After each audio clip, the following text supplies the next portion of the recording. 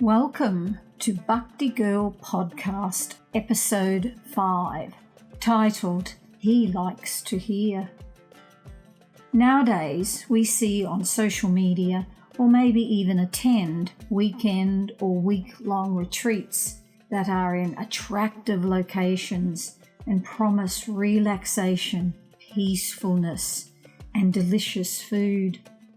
But here is a description of a month-long retreat that Bhaktisiddhanta Saraswati arranged in October 1932.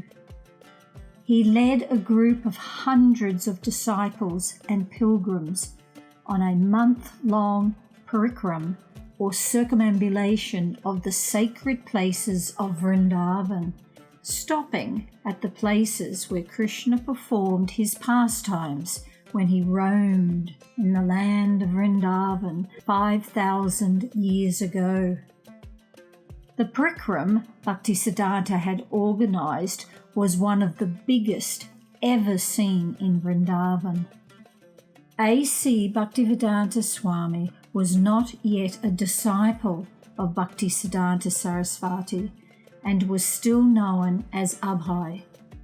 He wanted to attend the parikram but couldn't because of his work.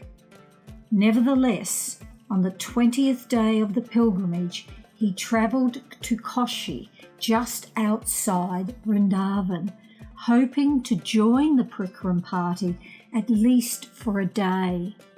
He was hoping very much to see and hear Bhaktisiddhanta Saraswati. The parikram party was well organised for the month-long retreat. An advanced group bringing all the bedding and tents would go ahead to the next day's location where they would make camp and set up the kitchen. Meanwhile, the main party, carrying the deity of Lord Chaitanya Mahaprabhu and accompanied by kirtan, would visit the places of Lord Krishna's pastimes and arrive in the evening in the camp. The camp was divided into sections and arranged in a semicircle, and pilgrims were assigned to a particular section for the night. In the centre were the quarters of Bhaktisiddhanta and the deity of Lord Chaitanya, and close by the tents of the sannyasis. There were separate camps for ladies and for men. Married couples did not stay together. There was also a volunteer unit of guards who stayed up all night patrolling the area. At night, the camp, with its hundreds of tents with gas lights and campfires, resembled a small town, and local people would come to see, astonished at the arrangements. In the evening, everyone would gather to hear a talk by Bhaktisiddhanta Saraswati. The pilgrims would rise early each morning and chant Hare Krishna in kirtan together. Then, carrying the deity of Lord Chaitanya, they would set out in procession, kirtan groups, the police unit, the lead horse, the flag bearers, and all the pilgrims. They travelled to the holy places, the birthplace of Lord Krishna, the place where Lord Krishna killed Kamsa, the Adi Keshava temple, Radha Kund, Shama Kund, and many others. Bhaktisiddhanta Saraswati's massive pilgrimage had been rolling on with great success when he met with serious opposition. The local temple proprietors in Vrindavan objected to Bhaktisiddhanta's awarding the sacred Brahminical thread to devotees not born in the families of Brahmins. Bhaktisiddhanta, throughout his lectures and writings, had repeatedly proven from the Vedic scriptures that one is a Brahmin not by birth but by qualities. he often cited a verse from Sanatana Goswami's Hari Bhakti Vilas, stating that just as base metal, when mixed with mercury, can become gold, so an ordinary man can become a Brahmin if initiated by a bona fide spiritual master. When the local pundits approached Bhaktisiddhanta Saraswati for discussion, they questioned his leniency in giving initiation and awarding the Brahminical thread and sannyas dress to persons of lower castes.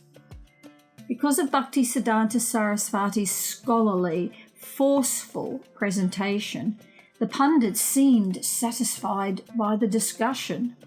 But when the Parikaram party arrived at Vrindavan's main temples, which had been built by the intimate followers of Lord Chaitanya, the party found the doors closed.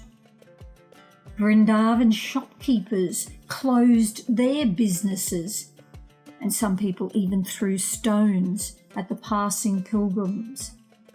But the Parikaram party, led by Bhaktisiddhanta Saraswati, continued in great spirits, despite the animosity, and on October the 28th, the party arrived at Koshi. Abhay arrived in Mathura by train from Allahabad and travelled to Koshi by rickshaw. The month of Kartika, October to November, was one of the several times of the year that drew many pilgrims to Vrindavan. Groups of pilgrims gathered with fellow villagers and they walked together. The women were dressed in bright-coloured saris and everyone sang beautiful bhajans. Carrying just a few simple possessions, they headed for Vrindavan. Abhay observed all this as he travelled to Vrindavan, anticipating his meeting with the saintly person Bhaktisiddhanta Saraswati, who had spoken to him in Calcutta and had convinced him of Lord Chaitanya's mission to preach Krishna consciousness.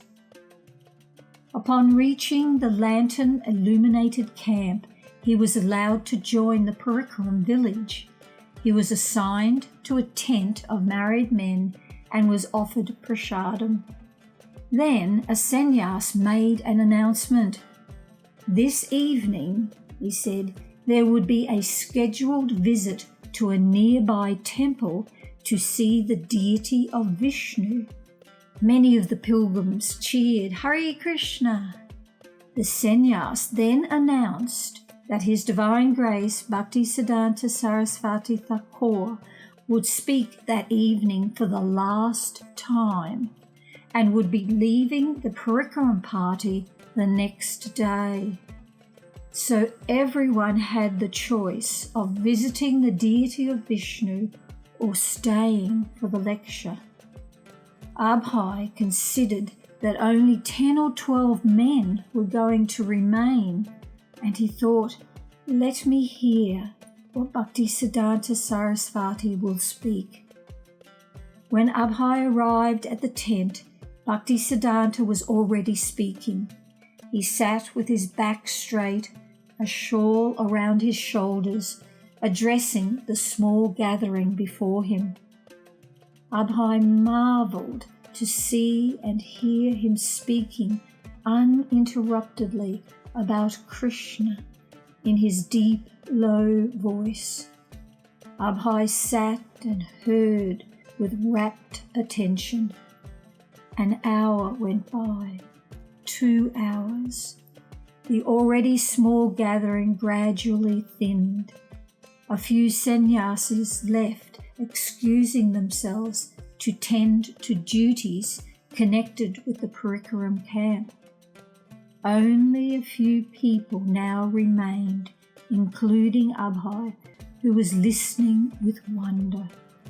Sometimes he would not even understand something, but he would go on listening intently, his intelligence and heart drinking in the words. After several hours, Bhaktisiddhanta Saraswati stopped speaking. Abhay wanted only to hear more. As Bhaktisiddhanta made his exit, Abhay bowed down, offering his obeisances. He left and went to the outer circle of tents, his mind surcharged with the words he had heard. The next morning, Abhay was up with the others more than an hour before dawn, bathed and chanting mantras in congregation. Later in the morning, the tall, stately figure of Bhaktisiddhanta Saraswati, dressed in plain saffron, got into the back seat of a car and rode away from the camp. A little more than a month later, Abhay was again anticipating an imminent meeting with Bhaktisiddhanta, this time at Allahabad, where devotees had secured land and funds for constructing a building. Bhaktisiddhanta would be coming there on November the 21st to preside over the ceremony for the laying of the cornerstone. Sir William Malcolm Haley, Governor of the United Provinces, would be the respected guest, and in a grand ceremony would lay the foundation stone in the presence of Bhaktisiddhanta. When Abhay learned that there would also be an initiation ceremony, he planned to approach Bhaktisiddhanta and ask for initiation. Abhay felt that in his heart he had accepted Bhaktisiddhanta as his spiritual master, and that from their very first meeting he had already received his orders. Now, if Bhaktisiddhanta would accept him as his disciple, the relationship would be formalized. On the day of the ceremony, Bhaktisiddhanta Saraswati met with his disciples at the Allahabad Rudya Math.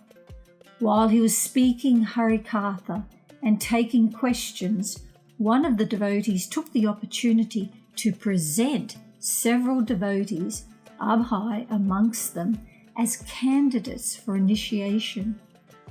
With folded palms, Abhay looked up humbly at his spiritual master.